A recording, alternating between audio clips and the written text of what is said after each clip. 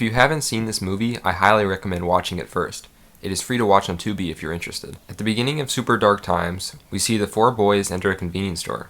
We see an unusually large black vent on the ceiling, and one of the boys asks what it is. Josh responds by saying, "Oh, that's always been there." By the end of the film, we see that Josh has been consumed by a large darkness.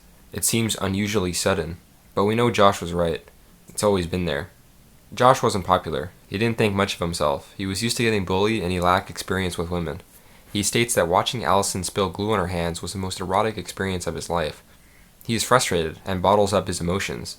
When he killed Daryl, he became fixated on reliving the experience, and he wants to return to the high he felt. He finally has the ability to take out his frustration. He no longer feels defenseless. The importance of his perceived social inadequacies vanishes once he is confronted with the mortality he wields. His outward demeanor changes dramatically, but the frustration that fuels his transformation was always there. Just like the black vent on the ceiling, the black void has always existed within him. Super Dark Times is a super good film. It's unpredictable. Its tone shifts throughout its entirety. The tension is constantly growing. Naturally, this tension culminates into a rage. Upon a first watch, the character Josh appears to go through an unnaturally quick transformation from an innocent kid into a killer, who sees no empathy for his best friend Zach. The movie seems to transform from a thriller into a horror film within just the last few scenes. We become uncomfortable with Josh's presence at Allison's house. At this point, we already know that Josh killed the blue-haired kid, and now we sense a danger for Allison, who is isolated. We are so concerned that we don't notice that Allison is not at all fazed by Josh pulling out a katana in Megan's bedroom. We experience the movie through Zach's perspective, but when Josh meets with Allison for the final time, we cut back and forth between Zach and Allison. We don't actively notice it, but these final scenes indicate that Allison is the actual main character, whose relationship with Josh is never shown on screen. We don't witness how Allison emboldens Josh into becoming a killer. They both gain satisfaction from killing.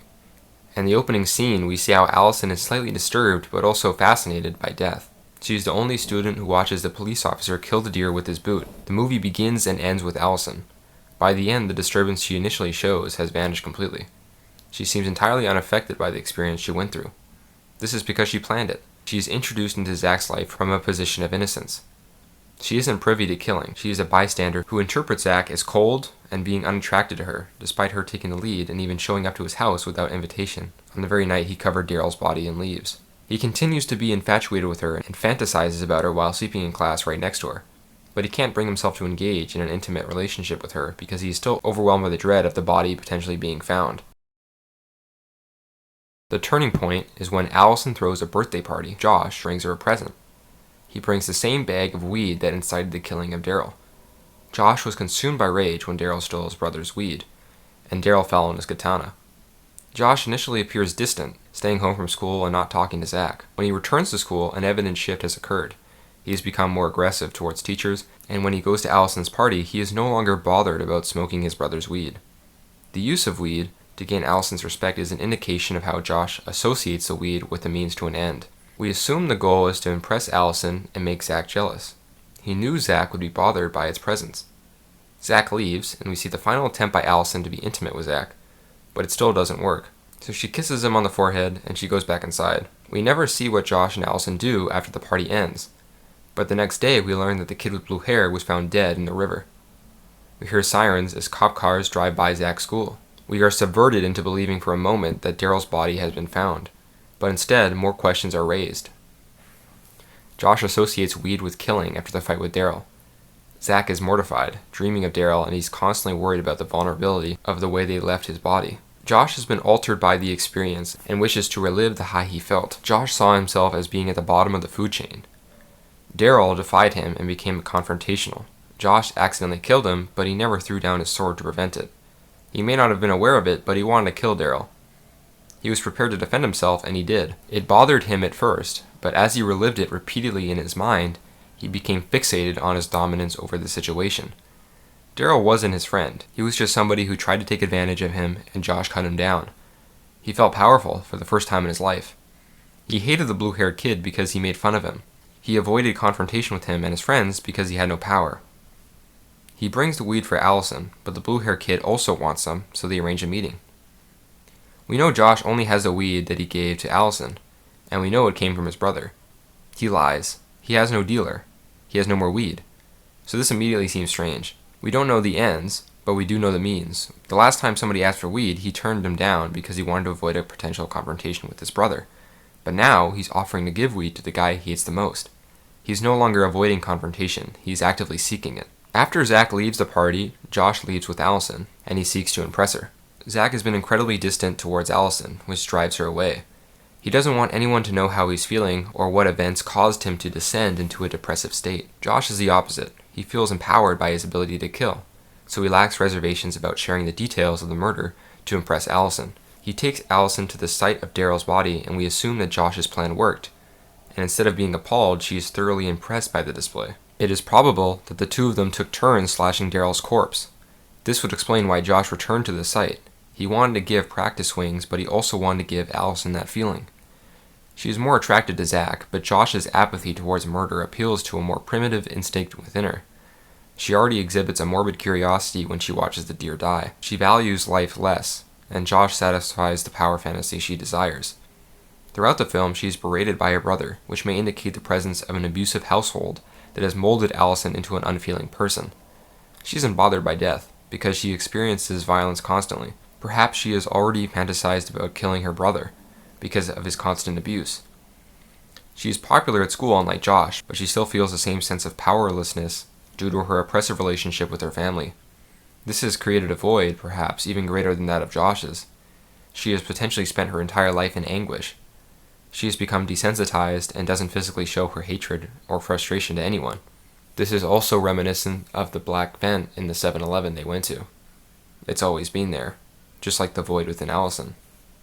When Josh shows her the corpse in the forest, she is immersed, and through killing they both feel emancipated. The next day, when Zach meets Allison again, she is smoking cigarettes, a detail that Zach notes as being uncharacteristic of her. When Zach expresses concern about the death of the blue-haired kid, she responds by saying, "Why do you care so much?"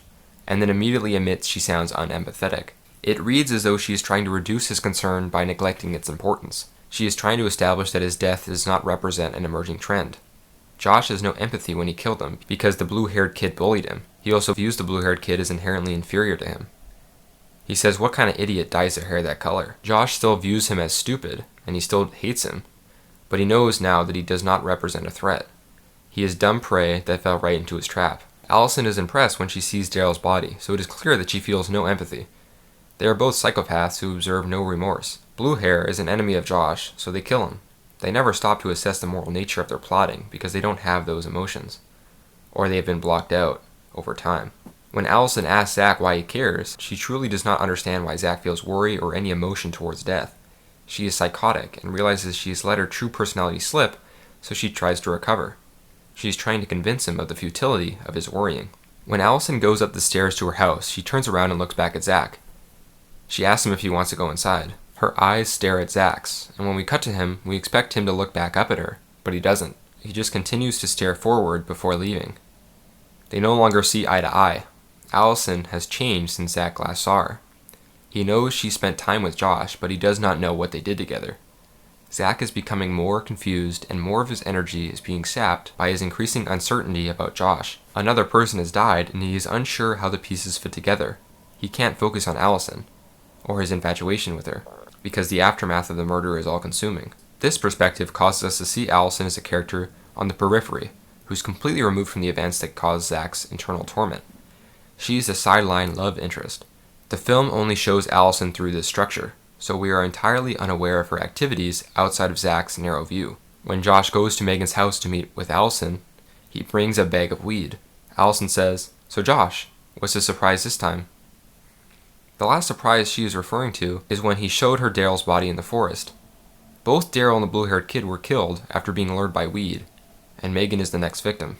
When Zach checks through Allison's call records, he sees that Josh has talked to Allison 4 times. This immediately sends him into a panic. He is so worried for Allison's life that he completely forgets about his bike and instead just sprints down the street towards her house. In his state of panic, he fails to notice that it wasn't Josh calling her. She called him each time. We become worried because we assume that Josh has called her to lure Allison into a trap, so he can kill her, just like he did with the blue-haired kid. This perspective does not make sense if she called him every time. She's clearly the one organizing the meetup with Megan and Josh. The entire time, she lays in bed staring at Josh. When he pulls out the katana, she's completely unfazed. When Megan plays with the sword, she states that she looks like Zelda. Josh quickly corrects her, stating that she is like Link and that Zelda is the princess. Allison dismisses the importance of the distinction. This alludes to Allison's view of her relationship with Josh. Despite the katana belonging to Josh, she still views herself as Link instead of the princess. The princess does not kill, but Link does. If Allison is the princess, that would mean she is innocent, but instead she equates herself with Link, the hero and the killer. Josh introduced her to the high that killing brings, but it was Allison's idea to kill Megan, despite her being her friend.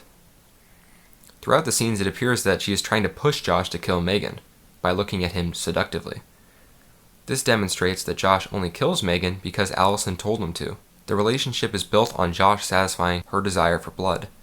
This scene proves that Allison is even more psychopathic than Josh. Josh killed his blue-haired enemy and Daryl, who disrespected him, but Allison's first target is her own friend, who has no slight against her. This is why Josh displays hesitation until his desire for Allison forces him to act.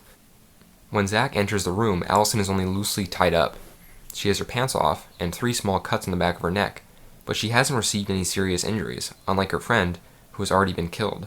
Zach easily unties her, and she proceeds to lay on the floor panting. She appears to be in a state of shock. In the last scene of the film, Josh gruesomely impales Zach with his katana and twists it in his gut, which should have caused serious internal damage to his organs. But in the next shot, Zach is sitting on the back of a police car. His abdomen is bandaged, and he appears to be in fine condition, despite having his innards spilled over the lawn just a few minutes ago. We then cut to his view of Allison, who is being wheeled out of the house on a stretcher, and being loaded into an ambulance, with her previously abusive brother showing regret. This scene completely subverts the expectations of the audience.